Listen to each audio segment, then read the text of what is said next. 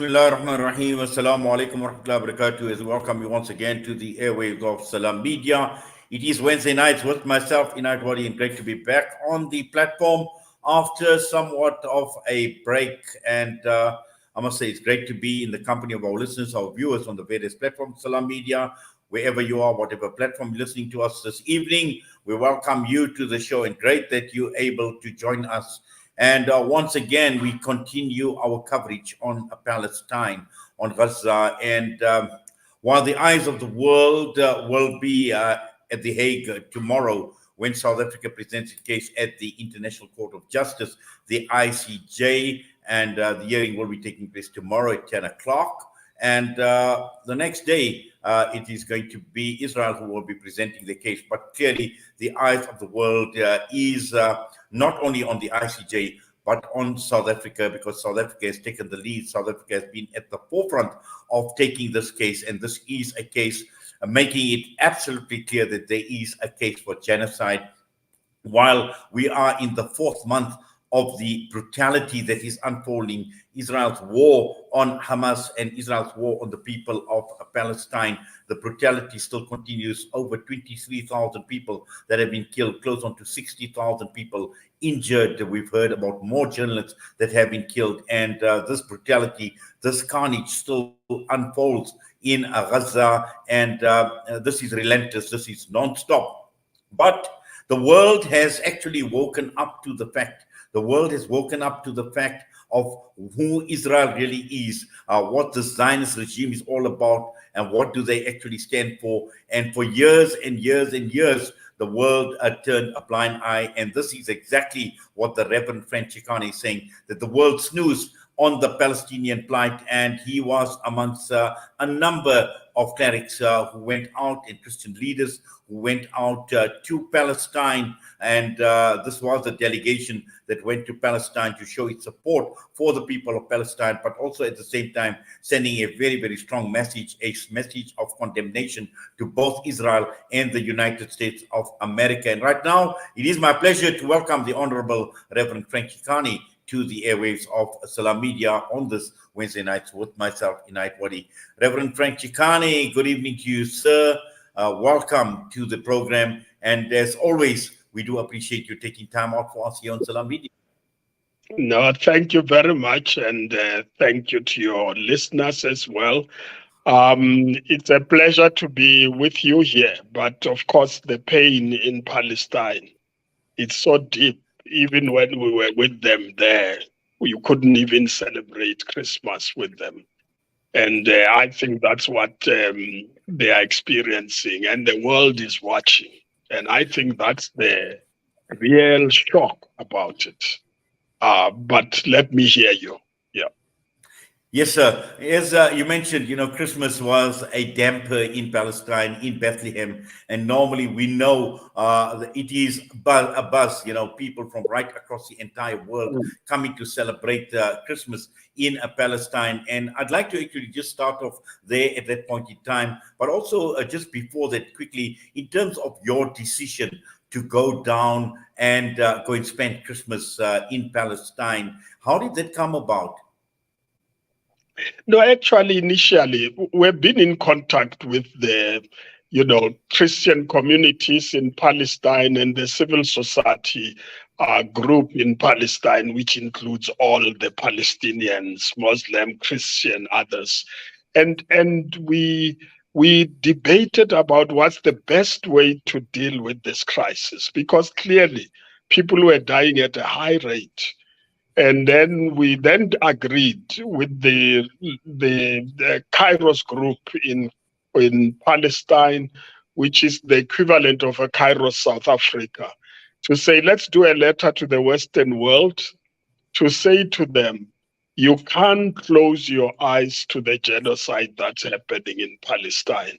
And I signed the letter with one of their patriarchs, and we send it to the churches in the USA and in Europe to appeal to them, to say you can't keep quiet. People are dying. It's not just a question of Christians here. It's a question of the people of Palestine, within which you've got Christians amongst them. And the struggle for those who are Christian was, it's people who are Christian who support their killings in Palestine. I think that was the real crisis. And then a week later, I mean, we're talking about, after talking to them, we're talking about 8,000 people dead already. So from the time we talked and sent a letter, 8,000 people were dead. And so they said to us, you know, there is no other way but to ask you to come and be with us and see the pain, the experience where we are. And so I went out of the way to ask the official structures, but we couldn't get any of them to react immediately. The SACC was ready. Internationally, no. We invited church leaders internationally to come in their personal capacity, and we ended up with 19 people who were ready. I mean, remember the bombs were were exploding in Gaza. Killings were happening in Jenin, Nebulas, and etc. To say to somebody, let's go there, was actually extraordinary. So those people who went there were ready to risk their lives. And our view was, sisters, declare solidarity with them. Declare solidarity. Reverend, we just lost you there for a minute, but you may continue. Yeah, no, I'm saying we decided to go there, be with them physically, let alone, you know, irrespective of the risk. And those 19 people were very brave. We went there, thought they will stop us at the border. No, we went through. And we went to Jerusalem, and we were in Tel Aviv, and we went to Bethlehem. And Bethlehem was the typical city under siege. If you want to think of the West Bank at that time as the war was raging in Gaza. And people were saying to us, and I'm talking about Christians now, let me talk about Christians. We were saying, these are Western countries which support Israel, and US in particular supplying arms. And that the Christians in those countries were not taking a stand. They couldn't even use the word genocide, you know. And I'm happy that, I mean, the Vatican, the Pope did come to the stage of saying this is genocide. And I think it's of vital importance to do that. So they welcomed us, felt that our presence made them feel their God cares, you know. And as you know, all of them use the word Allah, whether you are Muslim, Christian, God is Allah. And they say Allah cares because you are here with us. We think Allah, God is with us because you are here. And it was a ministry of presence there. We met the church leaders in Jerusalem and in Bethlehem. We met, you know, prisoners who were released recently. We met with the elder of the Muslim community who preached at the Al-Aqsa Mosque and got arrested and interrogated. And he told us that, you know, almost every 6 months they come and detain him, interrogate him, harass him. And he's a very old man. And you can see the brutality of this system. But what has become clear to the delegation and to myself, I've been in that area for a number of times, but this time it became clear. This is genocide. But what they said to us, this genocide did not start on or after the 7th of October. This genocide started with the Nakba in 1947-48. And people have forgotten that Europeans, supported by the US through the League of Nations at that time, decided they were going to create a state of Israel in Palestine. And some of them were saying, we're looking for a land without people, for people with land, which means Palestinians are not human beings. At the point at which that decision was made by the United Nations, which must take responsibility for the genocide. When the decision was made, there were 750,000 Arab Palestinians. I have to describe them like that because it was all Palestine. There was no Israel there. And then the Jewish Palestinians were about 120,000. And so they decided to create a state of Israel, irrespective of the 750,000, as if they did not exist. They didn't even consult them. But the UN at least made a decision of partitioning. I looked at the map again of the UN partitioning to say there will be two states at that time, and for the Jews and the Arab Palestinian, Jewish Palestinians, and from there on up to now, they made sure a state of Israel is established, but there's no state for the Palestinians. They said to us, the genocide started in 1947-48. And when you go back there, you can see how many Palestinians were killed, moved from their homes. Some of them showed us their keys. They say, I was a citizen, stayed in Haifa, and that was my home. And my house is still there, but I can't go there. But a Jew who is outside Palestine can come in and settle there. And that tells you about the apartheid system that has been created there. And I imagine if they had a Jewish state and a Palestinian state, we wouldn't be talking the language that we are speaking. They always say that the Arabs don't want to recognize the existence of Israel. But then the same question must be asked. Are they recognizing the state of the Palestinians? No, they don't. And you can see it's a racist, colonial, settler regime that actually colonized the place at the wrong time. The colonialism is a genocidal system on its own, and the experts have said so. The Western countries which colonized us killed us. They committed genocide. They committed genocide against the aboriginals of the USA, Canada, Latin America. They did it in Australia and many other places. So a colonial system works on the basis that the others don't exist. And I think that's the real crisis we are facing, that the state of Israel was built on a foundation that does not recognize that Palestinians are human beings. And that's the cry of the Palestinians. That's why they can be killed at that rate and nobody lifts a finger, especially in Europe and the United States.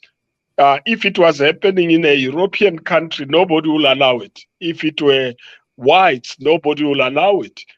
And I think that's the crisis. We need to get this murder and killings to stop. The war must stop. The occupation must stop. And that the people, the Arab Palestinians, as they've been described, have their right to live in Palestine like any other person and exercise their rights there. And that's what needs to happen. So they are saying to us, please, we hear about 7th of October. What happened there is not desirable. Nobody should die, actually. If there was no occupation, nobody will die. But if you keep the occupation, if you keep Gaza under siege for 16 years, then the 7th of October become a consequence of it. And so you shouldn't start from there. You should say that people have been living under occupation. I've said this when I was a moderator of the Churches Commission on International Affairs, to say to the World Council of Churches, and I held that position since 2016 up to June last year. I said to them, we must intervene and end the occupation. Then you end the killings of Palestinians, because every day they get killed. On the average, 2 children were being killed per month by soldiers, and nobody lifted a finger. I said, if we don't do that, one day something serious is going to happen.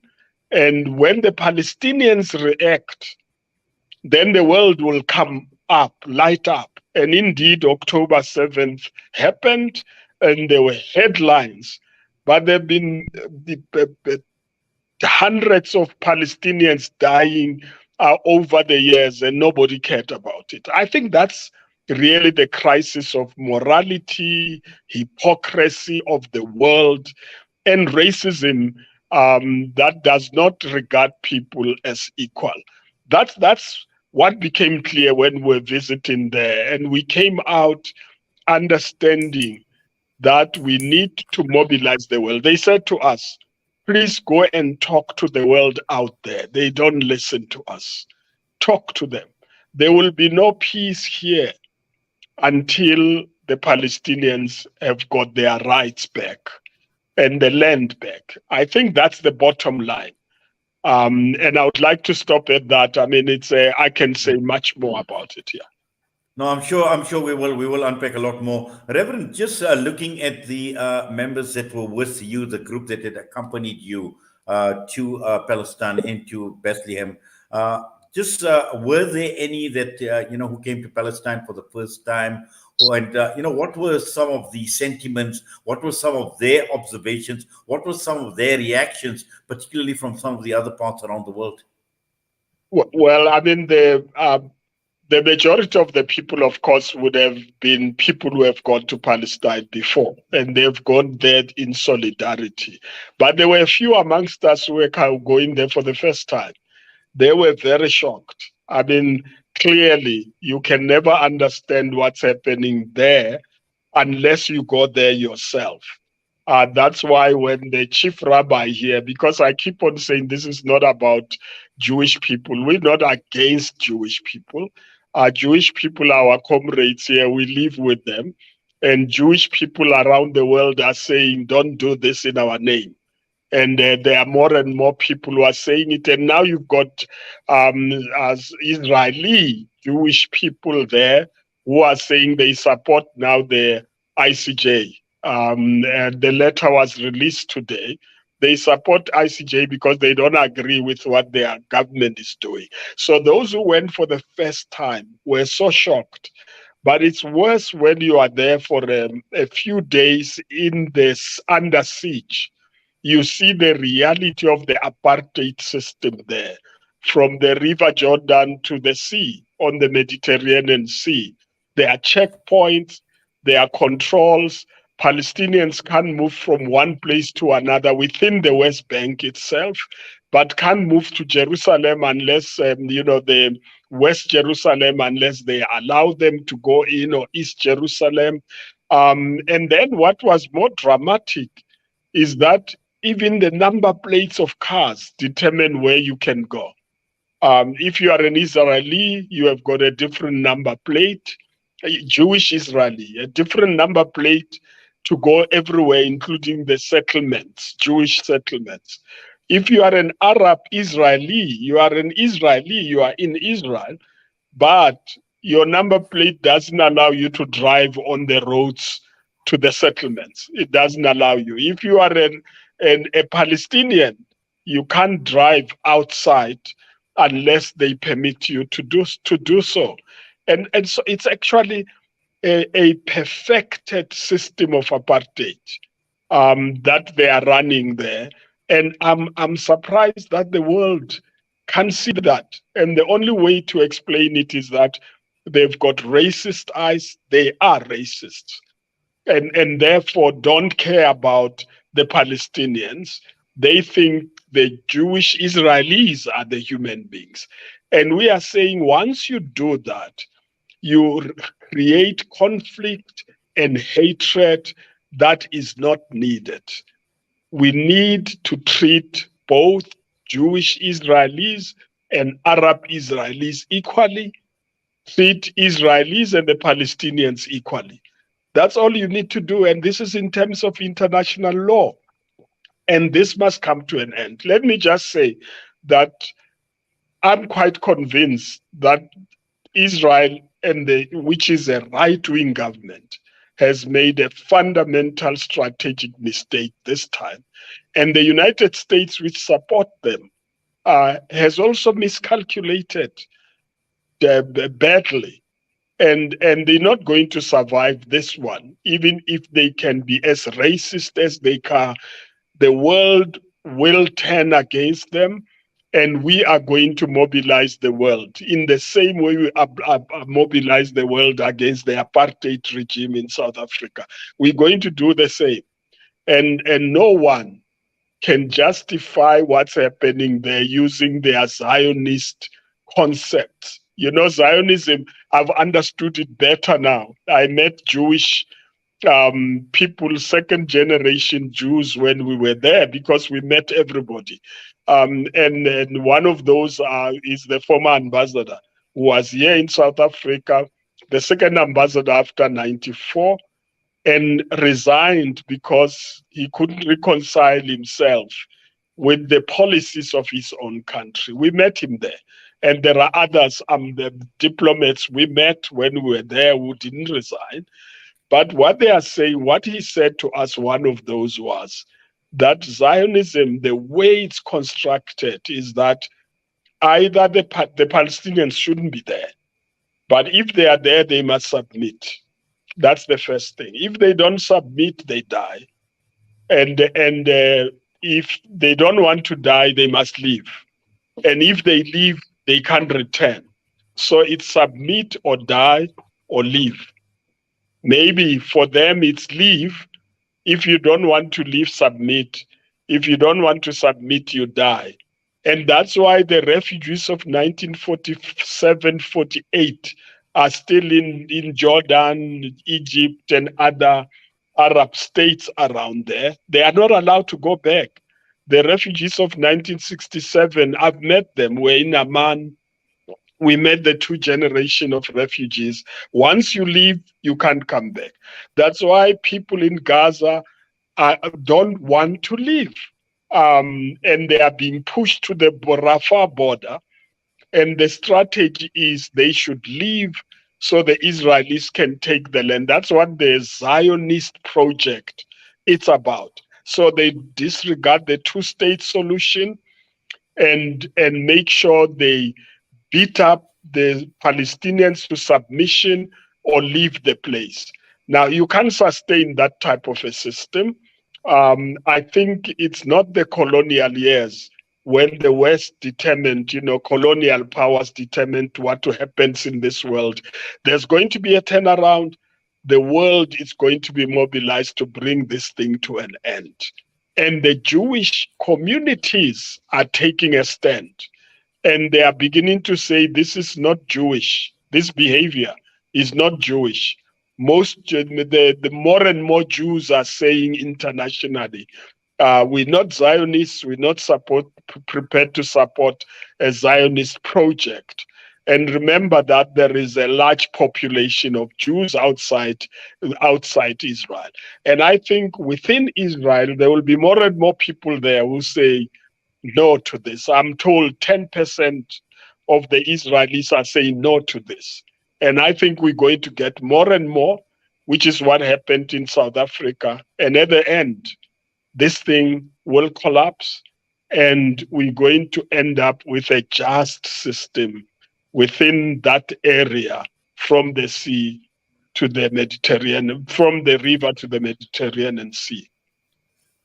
Yes, Reverend, now on your return, you made one or two comments with regard to Hamas and the characterization of Hamas. And the point that you had made is it is unjust for the world to criticize Hamas for retaliating after decades of oppression. And at the same time, you also make mention of the United States of America because of its close ties with Israel, but also in terms of a strategic mistake that the United States has made regarding Hamas, and saying that Hamas have been the instigators of this war.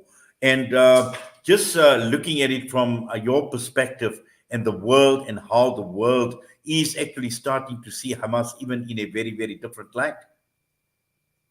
Yeah, no. They made a very big strategic mistake. I learned when we dealt with Iraq And President Mbeki at that time said, the United States and Britain are making a big mistake.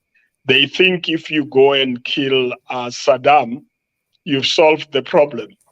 And you will not have solved the problem, because there was a Ba'ath party there that was very strong. Now they're making a mistake. They think you can brutalize people, occupy them for 57 years if you count from 1967, or if you count from 1948, 75 years. You deprive them of their rights, and you don't expect them to have movements that develop that are very radical in that situation. And with Gaza, it's even worse. The more you brutalize them, the liberal views and the moderate views disappear, because you discredit them by brutalizing the people. So Hamas then becomes a party that's popular amongst them. And by the way, people have forgotten that Hamas won the election in Gaza. People have forgotten that. And after winning the election, the Israelis made sure they don't govern. The world knows about that. Up to date, there is no other party that is in charge of Gaza except Hamas, because they won in an election. If you kill 23,000 Palestinians in Gaza, you just make the Hamas more popular, because it is the party that actually is on their side with them. And when I went to Amman, when we left the Palestine and went to Amman, we found that people in Amman, that Jordan, who were not supporting Hamas, now support Hamas, because they feel at least Hamas is doing something to stop the pain. They want to go back home. They are refugees. And the world can only pay attention if a tragic thing happened like the one on the 7th of October. And that's completely unnecessary, because if you give them their freedom, then people will be able to normalize and have normal politics. And so it's a mistake that they've made, the strategic mistake. And they think now, as we hear them, destroy Hamas and then get somebody to govern that place. You're making a big mistake, because who's this somebody who's going to govern this place? That's not a choice of the people of Gaza. The people of Gaza still have to make a choice. They call the ANC a terrorist organization, the PAC and others terrorist organizations in South Africa. And by 1994, the ANC got popular vote. And by 2004, you remember, we reached 70% support in this country. So they always make that strategic mistake. They think if they oppress you, they will get people who are like Bantustan leaders to become your leaders and comply with their interests. No, it's a big mistake. Allow the Palestinians to choose their own leaders and be able to be free. If you let them free, they will choose their own leaders. If you don't, then you're going to have to face the consequences. Yes. Now, Reverend, let's just move over to what is going to take place tomorrow. And I know there is a huge interest in terms of The Hague. The Justice Minister, Ronald Lamola, is also going to be there. And we've got leading advocates that will be presenting South Africa's case. And looking at the fact that South Africa has taken the lead and all eyes are actually on South Africa. We've seen a number of other countries now that have come through that are supporting this initiative. So I just need your thoughts on South Africa and how is this likely, or what does this actually mean for South Africa now that South Africa has taken this lead at the ICJ? Well, let me start by saying, I must say that I'm proud to be a South African today. You know, we have got in a lot of difficulties in this country and challenges, but the action South Africa has taken makes one proud. And remember, it was taken a few days after we had returned. I mean, the Palestinians in general appreciated our presence there. And those who are religious said, we feel like God has come and be with us in this pain. So they appreciated us, although we're a global delegation, more than half of the delegation was South African. And when we returned, South Africa then took action. We talked about it when I was in Amman, when we're still in Amman, about the ICC and the ICJ and the differences. And South Africa chose the right position. It's the first country to do it. And the world appreciates what South Africa is doing. I must say, I can't believe the overwhelming support, the messages we are getting, the pressure on, for instance, the Arab countries to say, hey, South Africa is doing this. Why are you not joining them? And there are more and more who are coming and saying, we're going to join them, but we won't interfere with tomorrow, because if you join now, they will postpone the case. We want ceasefire, end the war, and talk about the details. And so I'm proud that South Africa is doing it. And it's a risk you take, but it is a risk worth what South Africa is about. It's about justice. It's about being against racism, against colonialism, against settler politics, against apartheid. That's what we are about. This is who we are. That's what Mandela said. If Palestine is not free, our freedom has no meaning. And so that's why this action was taken. We're looking forward to listen to the presentation tomorrow. That 800-page document has gone worldwide. It's viral. The universities, communities, lawyers are studying it, and everybody says this is the best document about what's happening in Palestine. And we are hoping that, I'm hoping, and we are praying, by the way, for it, that the judges who sit there will close their eyes, ears from the superpowers that are trying to influence them to take a judgment that favors them. I've never seen such a justice system. When it's done in a dictatorship, they think it's unjust, it's unconstitutional, don't interfere with the judges. But in the UN system, they interfere with the judges. And we are hoping that the judges will take a stand, work on the basis of the law and the genocide law of the United States. And you can't fail to declare this genocide. You can't bomb people indiscriminately. You can't push them into the Rafah border and still bomb them at the Rafah border, which means you don't want them there. And the statements of the leadership was very clear. These are animals, they're not human beings. They must go. And some are even planning how they're going to have new settlements for the Israelis, the Jewish Israelis there. I think that's what we are expecting tomorrow. And I've read that document. This is the best. I must congratulate the lawyers who worked on it. And we are proud as South Africans that we can take this stand. Let me just say, on Sunday in my sermon, which has gone to other churches and internationally, I said, the Bible says, if these young people were saying hallelujah to the king as he entered Jerusalem, they said, please tell these kids to keep quiet. And then, of course, the Jesus said to them, if they kept the stones to speak, actually, cry aloud. And I said, we were the stones when we went there, crying aloud because the church is not speaking, the world is not speaking. Now South Africa is doing it.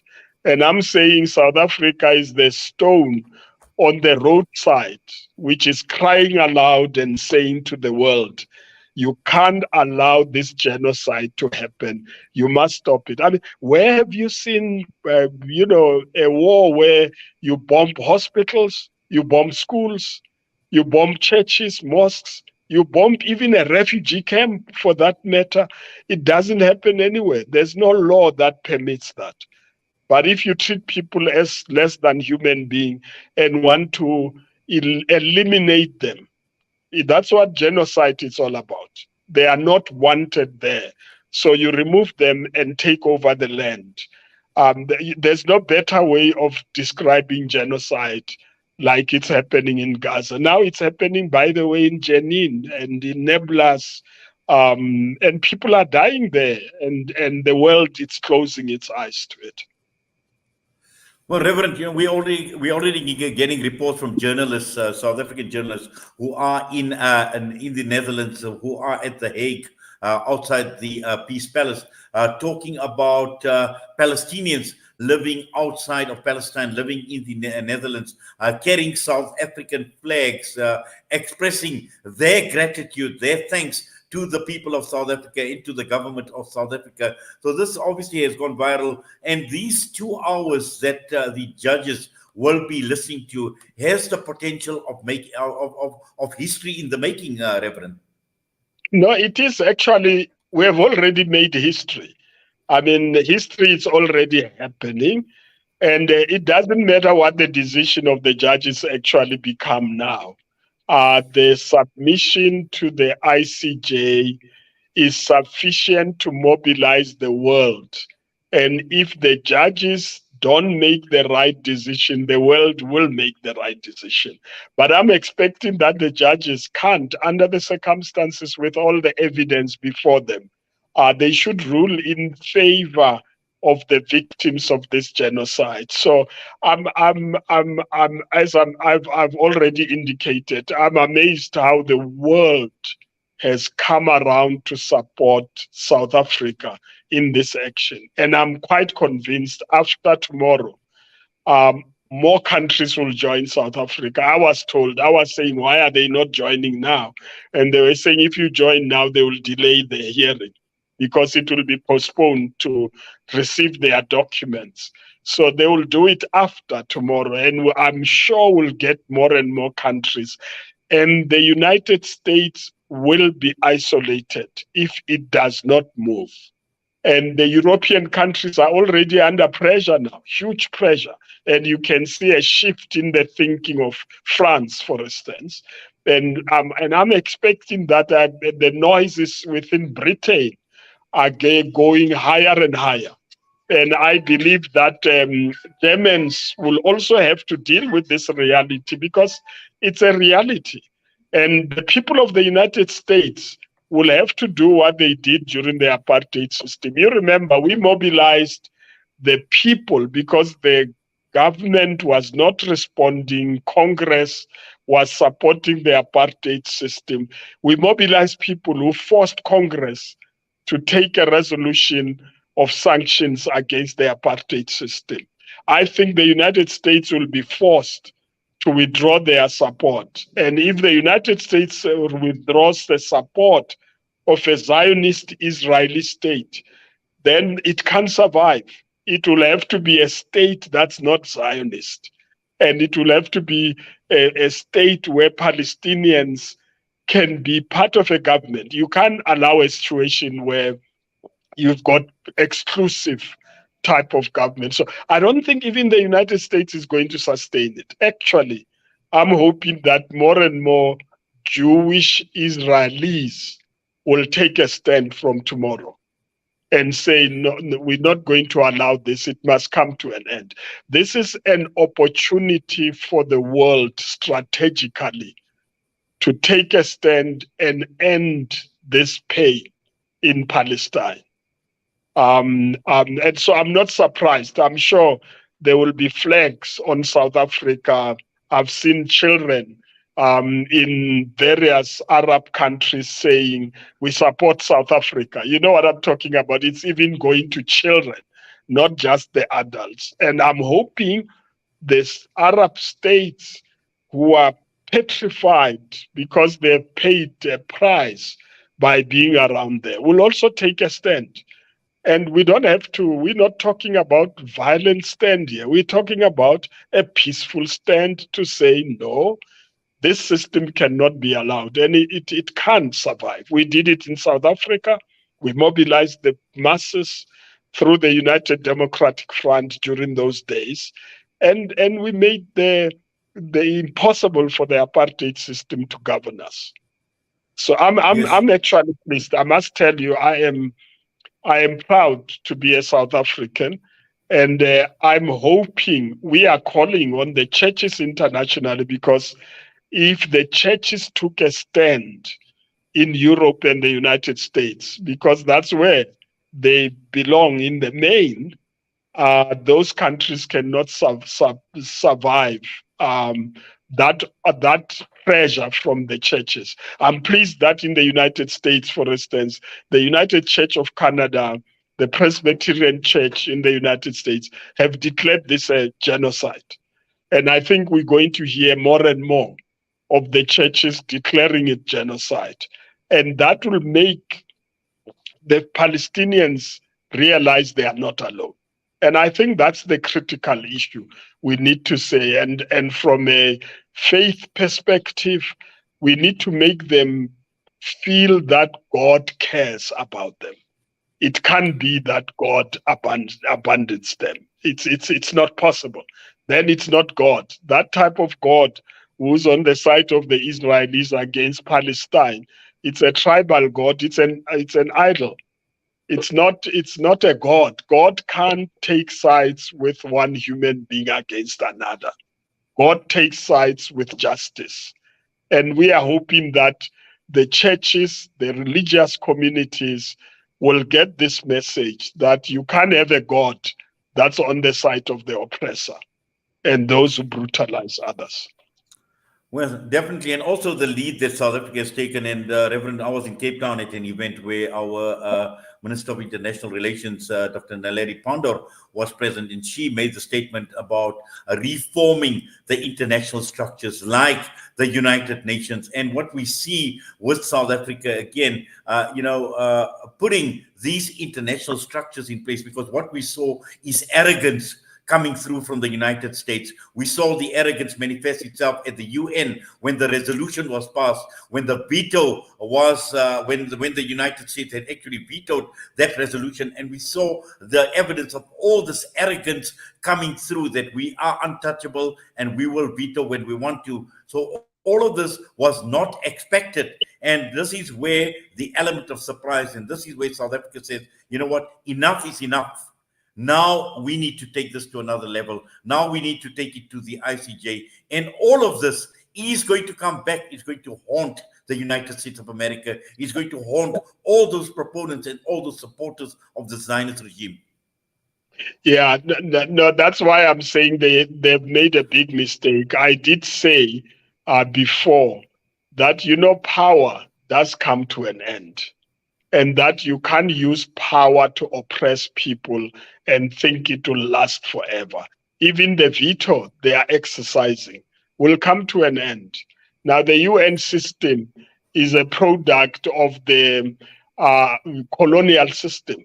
Remember that most of the colonized countries were not there when the UN was formed. It was the Western allies, and that's why they formed the United States, but created it in a way that favors the powerful of the time. That's why you've got the Security Council with a veto.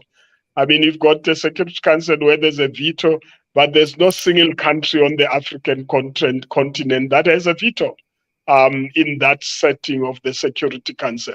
So the UN, it's a contract of a colonial way of thinking, and it has been kept up to date irrespective of the decolonization that has happened.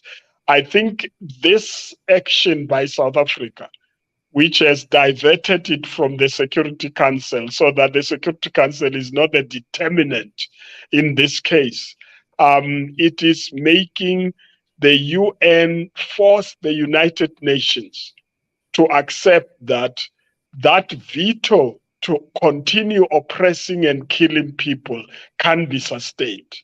And after this case, the United Nations will have to change. I don't see how it can remain the same. Remember that, we had the League of Nations until 1948 when the United Nations was put in place. For every crisis like the First World War, you've got a new construct. And Second World War, you had this construct of the United Nations that was a further development of the League of Nations. This time, it's going to be a total change of the United Nations to be reconstructed in a way that it respects its own decisions. I mean, genocide, it's a decision of the United Nations. And the recognition of Palestinians, they recognize the Palestinians were there. It's UN. They know that Israel is violating international laws, from the way they occupy people, arrest people and take them to Israel. By the way, you can't do that. It's a hostage taking. That's why a young person in Amman said to me, don't talk about Israeli hostages with Hamas and prisoners who were released in the West Bank. He says, no, but those prisoners are hostages because Israel went in the occupied area, arrested them, took them out into their prisons. You can't have a violation of the international law like that. They allowed settlements to happen against UN decisions, and the UN doesn't do anything. They allowed the wall to be built. There's a determination by the court, international court, that the wall is illegitimate, unlawful, and they have not acted on it. I think what's going to happen from tomorrow is that the world will be reshaped. Let me put it in that way. The international institutions will be reshaped because the people are going to take responsibility for what happens rather than the dictators who dictate and determine what happens against the will of the people.